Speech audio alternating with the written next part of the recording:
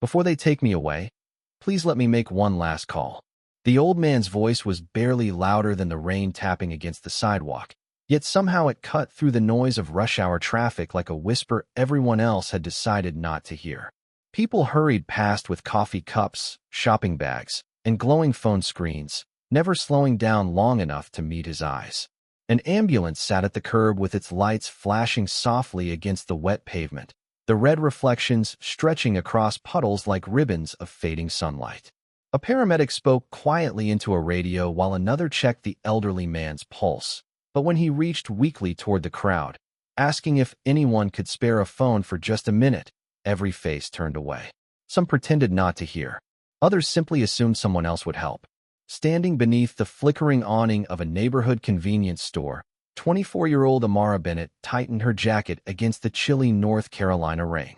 She had just finished another exhausting evening shift, her feet aching after 8 straight hours behind the register, her paycheck already mentally divided between rent, groceries, and the medication her grandmother desperately needed. She glanced at the time on her cracked phone screen. If she missed the next bus, she would have to walk nearly 2 miles home through the rain. Every practical thought told her to keep moving. Every responsibility waiting at home urged her not to get involved. But there was something about the old man's eyes that refused to let her leave. They weren't pleading for money. They weren't demanding sympathy. They carried the quiet fear of someone running out of time. Amara stepped closer as another passerby shook his head and muttered, "Probably another homeless guy making up stories." A woman in business clothes frowned impatiently and whispered, "He's just delaying the ambulance." A teenage boy laughed awkwardly before following his friends across the intersection. The city continued moving as though compassion had become an inconvenience no one could afford. The old man lowered his trembling hand, disappointment settling over his face. With a silence far heavier than words, Amara stopped beside the stretcher, raindrops clinging to her curls as she looked down at him. "Who are you trying to call?" she asked softly. He managed a faint smile. "Someone who still believes promises matter." The answer made no sense, yet it felt strangely sincere. Without another question, Amara unlocked her phone, ignored the warning that her battery had dropped below 10%, and gently placed it into his weathered hands. Around them, the rain seemed to soften, leaving only the distant hum of traffic and the quiet beeping of medical equipment. The elderly man stared at the phone for a long moment, almost as though he hadn't expected kindness to arrive at all. His fingers trembled as he slowly entered a number from memory. Then he lifted the phone to his ear, closed his eyes, and whispered, "It's Charles. Tell them, it's finally time." Across the street, unnoticed by Amara or anyone else, a black luxury sedan eased silently to the curb, its driver watching the scene with an expression that shifted from confusion to astonishment as the call connected. The old man's hand relaxed around the phone as though the simple act of being heard had lifted a weight he had been carrying for years. The paramedic gently reminded him that they needed to leave for the hospital, but he quietly nodded and handed the phone back to Amara Bennett with both hands, treating it less like a borrowed device and more like a priceless gift. "Thank you," he said with a warmth that seemed completely out of place for someone lying on a rain-soaked stretcher. "Most people believe time is money. You reminded me that sometimes time is simply kindness." Before Amara could answer, the ambulance doors closed with a soft click, and moments later the vehicle disappeared into the evening traffic, its flashing lights fading behind rows of brake lights and wet streets. She looked down at her phone, surprised to see that the battery had completely died after the call. A tired smile crossed her face. She slipped the silent device into her coat pocket and hurried toward the bus stop, already knowing she had missed the last route home. It was not the first inconvenience she had accepted for someone else, and she doubted it would be the last. Nearly 2 miles stretched between downtown and the modest duplex where she lived with her grandmother, Eleanor Bennett. The neighborhood had changed over the years. Old brick storefronts stood beside newly renovated coffee shops, while familiar families slowly disappeared as rents climbed higher every season. Amara noticed those changes every day during her walk to work, yet she never complained. Complaining never lowered a utility bill or filled an empty refrigerator. She had learned that lesson long ago. Every morning began before sunrise. She prepared breakfast, organized her grandmother's medications into a small weekly container, brewed fresh coffee exactly the way Eleanor liked it, and left handwritten notes beside the kitchen table whenever their schedules did not overlap. After finishing her shift at the convenience store, she often stopped by the grocery store to pick up discounted produce before walking home under the streetlights. It was not the life she had imagined as a teenager with dreams of studying education at college, but when her grandmother became ill 2 years earlier, those dreams quietly stepped aside without bitterness. Family came first. That was simply how she had been raised. As Amara reached her front porch that evening, the warm glow from the living room window softened the darkness outside. Eleanor looked up from her favorite armchair as soon as the front door opened. "You are late again," she said gently, although worry filled her tired eyes more than criticism ever could. Amara removed her damp jacket and smiled. Someone needed help. Eleanor nodded as though no further explanation was necessary. She had heard those same words countless times throughout Amara's life. The teenager who once shared lunches with classmates who forgot theirs had simply grown into a woman who still believed strangers deserved compassion. Eleanor reached across the small table and squeezed her granddaughter's hand. "Your mother used to tell me that kindness always travels farther than we can see." Amara glanced toward the dark window where raindrops still traced quiet paths down the glass. She wondered whether the old man had reached the hospital safely, whether the mysterious person on the other end of the phone had answered in time, and whether one ordinary decision made on an ordinary rainy evening would disappear into memory like so many small acts of goodness usually did. She had no way of knowing that before sunrise, her name would be spoken inside rooms she had never imagined existed, by people whose lives had never crossed hers until the moment she chose to stop walking.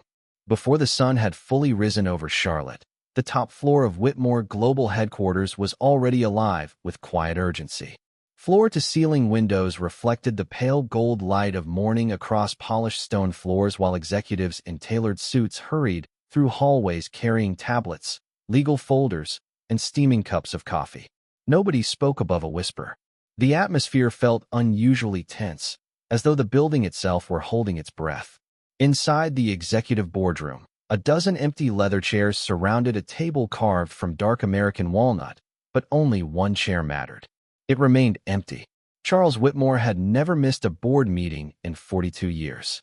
Yet this morning, every member of the leadership team had arrived after receiving an unexpected message in the middle of the night. It had contained only 7 words. "Meet immediately. I have found the answer." No explanation. No signature beyond his initials. Everyone recognized them.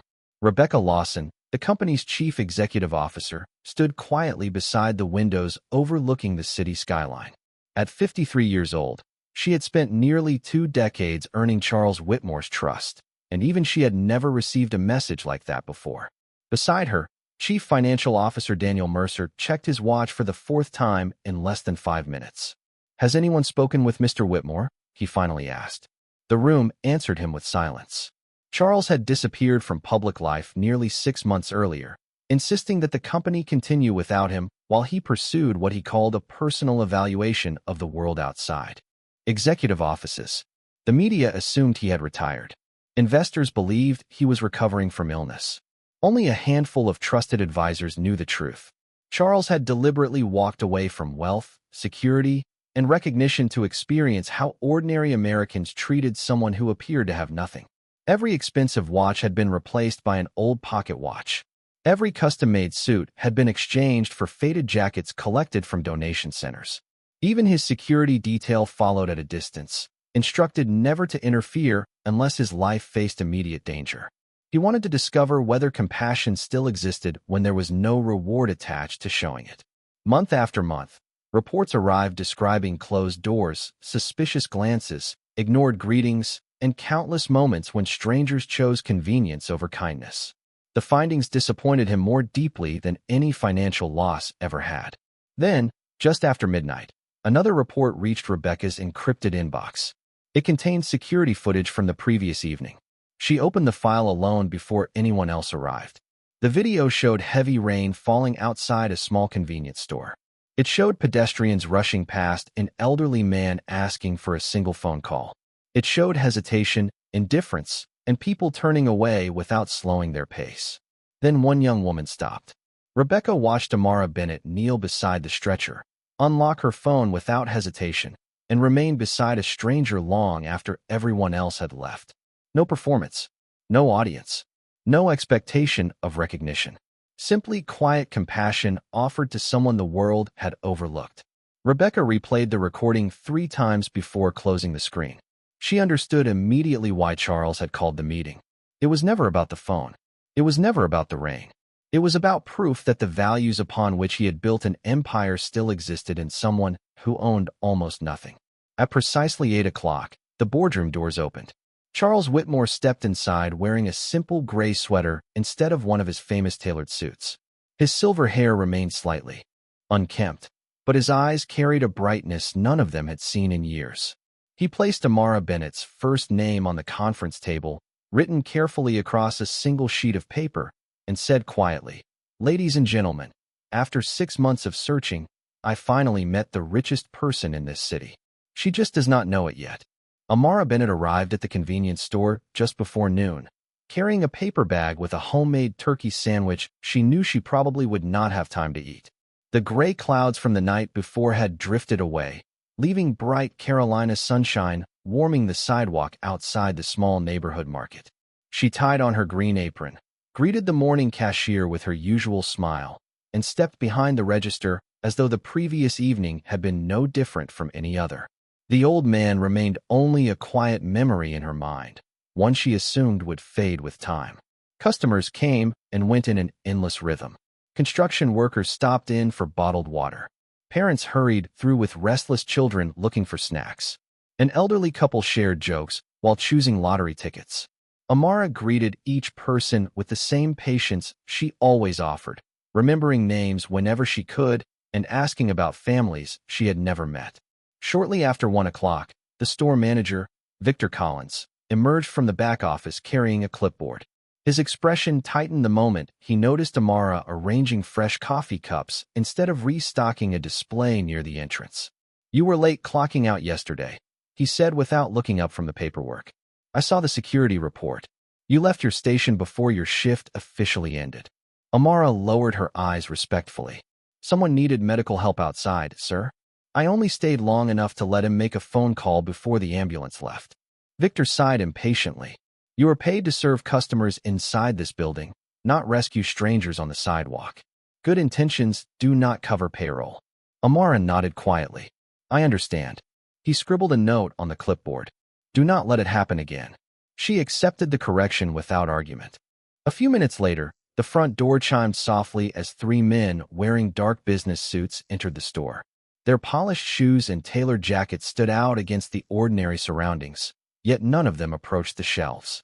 Instead, they carefully observed every corner of the room before one of them stepped toward the counter.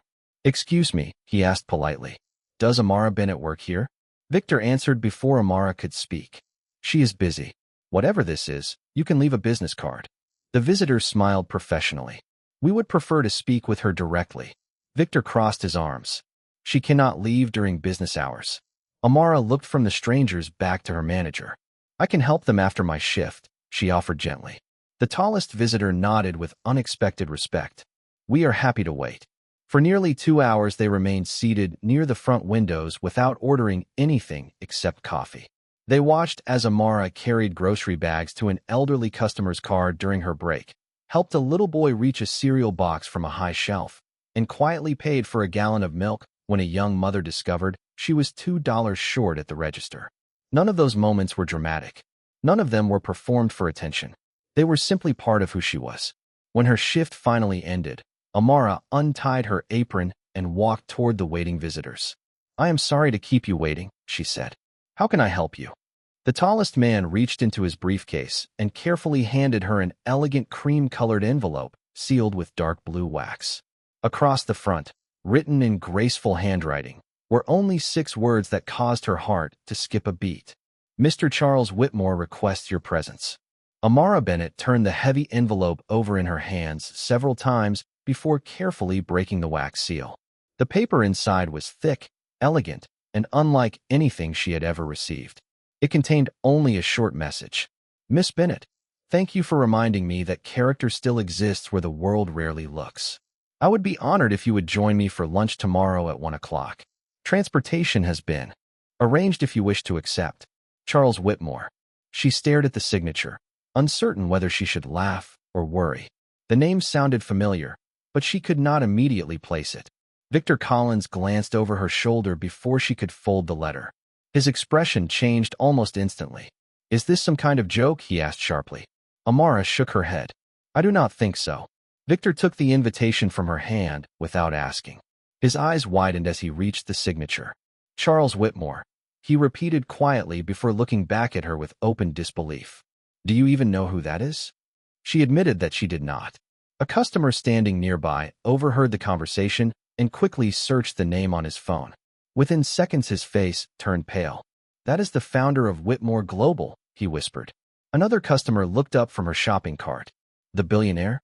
Soon several people were looking toward Amara with curiosity instead of the casual indifference she had experienced every day. Victor suddenly forced a smile that felt unfamiliar on his face. Well, this is unexpected. His voice softened, but only because of the name printed on the invitation. If this meeting becomes public, reporters may come here. We cannot have unnecessary attention. Amara quietly reached for the letter. I never asked for attention. Before anyone could respond, Victor folded his arms again, returning to the tone she recognized. Listen carefully. If you go chasing wealthy people instead of focusing on your responsibilities here, do not expect your schedule to remain the same. We need dependable employees, not people distracted by fairy tales.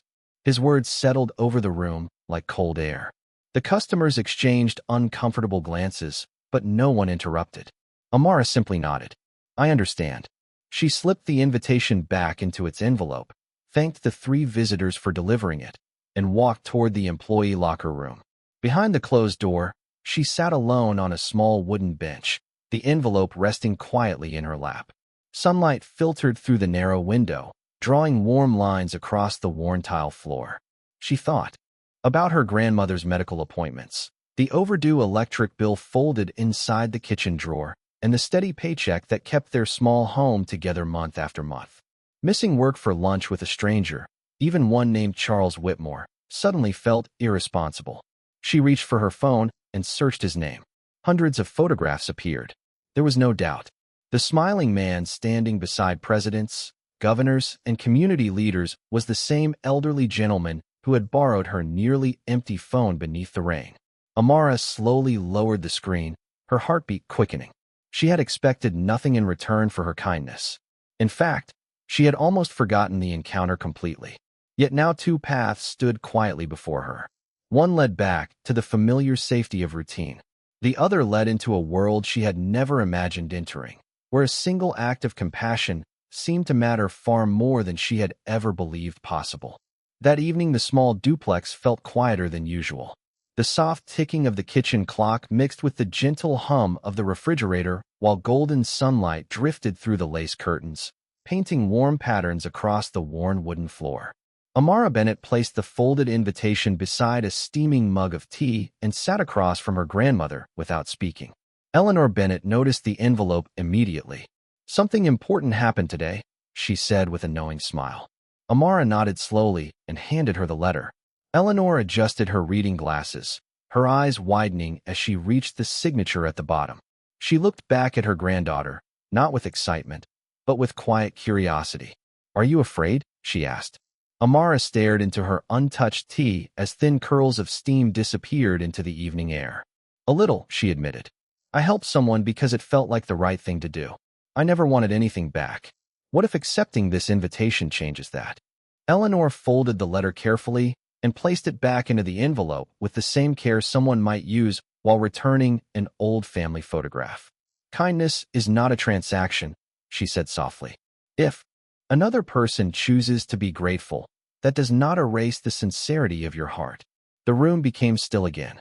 Outside, a light breeze stirred the maple tree beside the porch, its leaves brushing softly against the window. Amara leaned back in her chair and watched the fading sunlight settle across the neighborhood she had called home her entire life. Children laughed somewhere down the street. A dog barked once before everything returned to peaceful silence. She thought about the old man's tired eyes on that rainy sidewalk. She remembered how his voice had trembled, not from fear, but from urgency. She remembered the countless strangers who had walked past without slowing down, each carrying lives that probably felt just as busy as hers. She wondered whether she might have done the same if life had been only slightly different. The thought unsettled her. She reached into her pocket and pulled out her phone. The battery had finally been recharged, but the call history still showed one unfamiliar number placed just before the device had died. She stared at it for several seconds before locking the screen again. Some memories, she realized, carried more weight than explanations ever could. Later that night, after Eleanor had gone to bed, Amara stepped onto the front porch wrapped in a light sweater. The summer air felt warm against her skin, carrying the distant scent of freshly cut grass after the previous day's rain. Above her, hundreds of stars stretched across the North Carolina sky, steady and quiet. She closed her eyes for a moment and took a slow breath. Tomorrow might bring questions she could not answer and opportunities she had never expected, but none of that changed who she wanted to remain.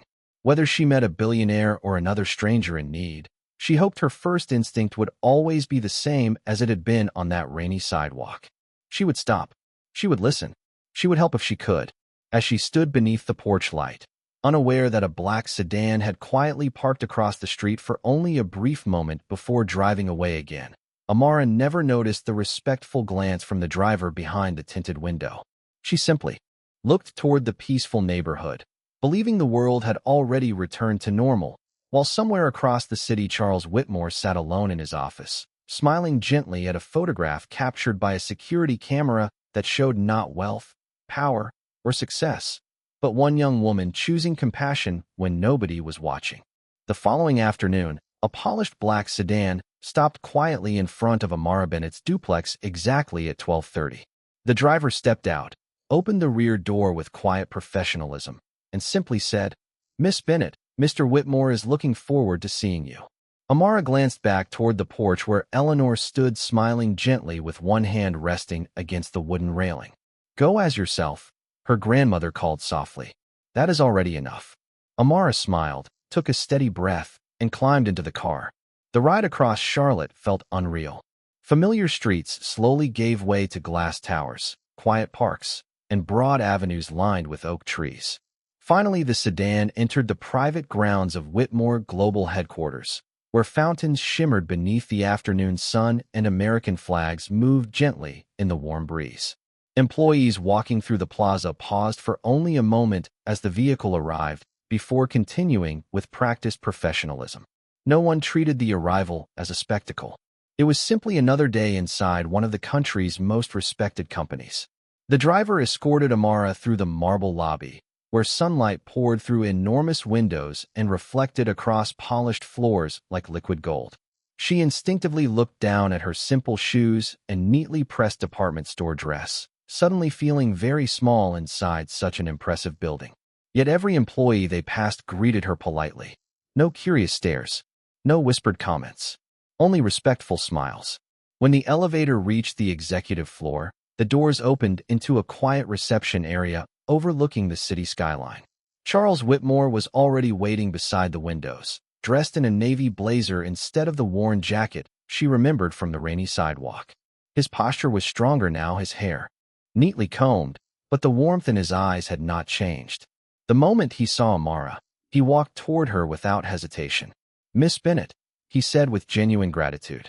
"Thank you for accepting my invitation." Amara smiled politely. "I am happy to see that you are feeling better, sir." Charles chuckled softly. "Much better, thanks to several excellent doctors and one extraordinary stranger." He invited her into a private dining room where lunch had been prepared, though neither of them reached immediately for the food. Instead, Charles placed a tablet on the table and gently turned the screen toward her. The security recording from the rainy evening began to play. Amara watched herself stopping beneath the convenience store awning, unlocking her phone, remaining beside the stretcher while everyone else hurried away, and quietly walking home after the ambulance disappeared. She looked up, surprised. "You recorded all of that?" Charles nodded slowly. "Not because I expected someone to help. Quite honestly, I expected no one would." His voice became quieter. "For 6 months, I traveled this country without my name, my wealth, or my reputation. I wanted to know whether kindness still existed when there was nothing to gain from offering it. Hundreds of people walked past me. Some looked away. Some pretended not to hear me. You were the first person who stopped without asking who I was. Amara lowered her eyes. I only let you use my phone. Charles smiled gently and shook his head. No, Miss Bennett. You gave your time to someone everyone else believed was not worth a minute. You reminded me why I built my company in the first place. Yesterday, every person in this building believed I returned because I had found a business solution. The truth is much simpler. He folded his hands on the table and looked directly at her. I came back because I finally found proof that compassion still exists, and it was standing on a rainy sidewalk carrying a phone with almost no battery left. For a long moment, Amara Bennett said nothing. The city stretched beyond the tall windows, sunlight glimmering across glass buildings while the quiet dining room seemed untouched by the noise below.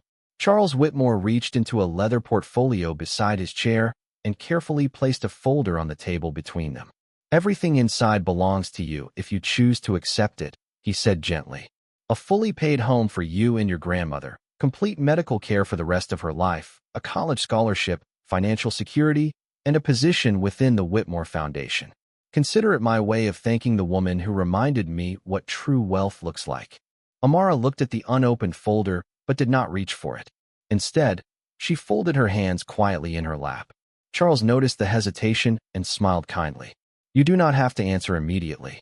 She lifted her eyes and spoke with the same calm sincerity that had stopped her on the rainy sidewalk. May I ask you something first? Charles nodded. Of course. If someone else had stopped instead of me, would you have offered them the same kindness? Charles answered without hesitation. Yes. Amara smiled softly. Then I cannot accept all of this for simply doing what anyone should have done. The room fell silent. Even the executives seated discreetly near the far end of the dining room looked up from their notes. Charles leaned back slightly, studying her expression. There was no false modesty, no attempt to appear noble. She genuinely believed that compassion should never carry a price tag. After several thoughtful seconds, she spoke again. There is something I would like instead. Charles folded his hands. Anything. Amara glanced toward the window where people hurried along the sidewalks far below. When I met you, dozens of people walked past because they were busy or afraid or simply did not know what to do. Maybe some of them wanted to help, but had no phone, no charger, no idea where to call. What if every neighborhood had one place where anyone could make an emergency call without being questioned or embarrassed? Charles listened without interrupting. My convenience store stays open almost every day of the year, Amara continued. If there had been a public emergency phone inside or outside the building, you would never have needed to ask strangers for help. Maybe the next person would not have to wonder whether someone would stop. Charles slowly smiled, the kind of smile that reached his eyes before it reached his lips. Around the room, several executives exchanged thoughtful glances. Rebecca Lawson quietly closed her notebook because she realized no business proposal prepared that morning could compare with the one they had just heard. Charles looked back at Amara with unmistakable admiration. You have just declined more money than most people earn in several lifetimes, he said quietly. Amara gave a small shrug. Money can solve many problems, but sometimes one working telephone can save someone from feeling invisible. Charles stood, extended his hand, and nodded with deep respect. Then that is exactly what we will build. Not because you asked for yourself, but because you asked for people you will probably never meet. Miss Bennett, today you have taught this company its most valuable lesson yet. 6 months later, autumn sunlight spilled across neighborhoods throughout Charlotte where small blue signs quietly appeared beside the entrances of grocery stores, pharmacies, diners, gas stations, and convenience stores. The message printed on every sign was simple. Emergency calls welcome. No charge. No questions asked. Thousands of people walked past them every day, rarely stopping to think about why they were there. Some never needed them. Others did. An elderly veteran called his daughter after becoming stranded. A frightened teenager contacted her family when her car broke down. A single father reached emergency services after witnessing a serious medical emergency in a public park. None of them knew that the idea had begun with one young woman who believed nobody should ever feel invisible when asking for help. The program spread far beyond North Carolina.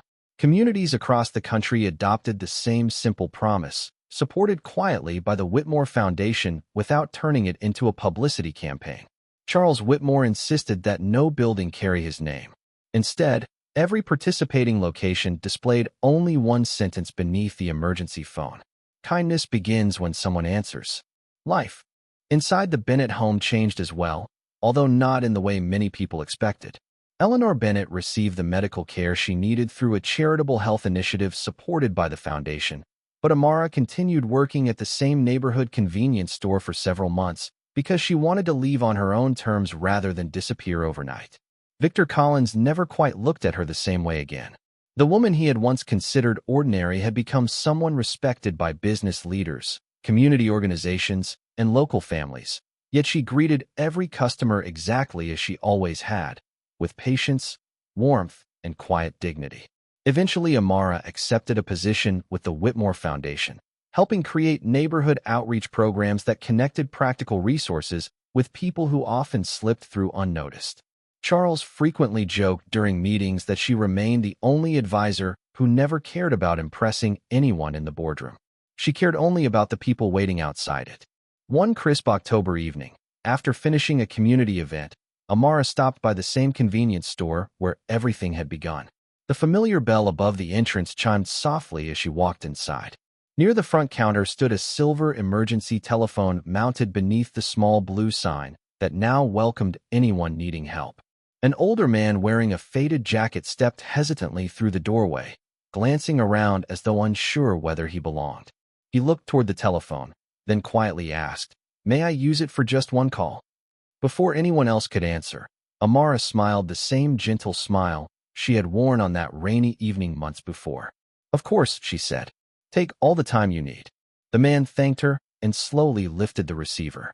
Outside, golden leaves drifted across the sidewalk as the setting sun reflected warmly against the store windows. Cars continued passing by, people hurried home from work, and the city carried on much as it always had. Yet inside that small store, something invisible had changed forever. One quiet act of compassion had become thousands more, traveling farther than the person who first offered it could ever have imagined. Charles Whitmore had once believed the richest person in the city would be measured by the size of a fortune. Instead, he discovered that true wealth could live inside a heart willing to stop, listen, and help a stranger without expecting anything in return. And as the evening light slowly faded into a peaceful North Carolina sky, the simple ringing of a telephone sounded less like a call for help and more like hope being answered, one kind person at a time.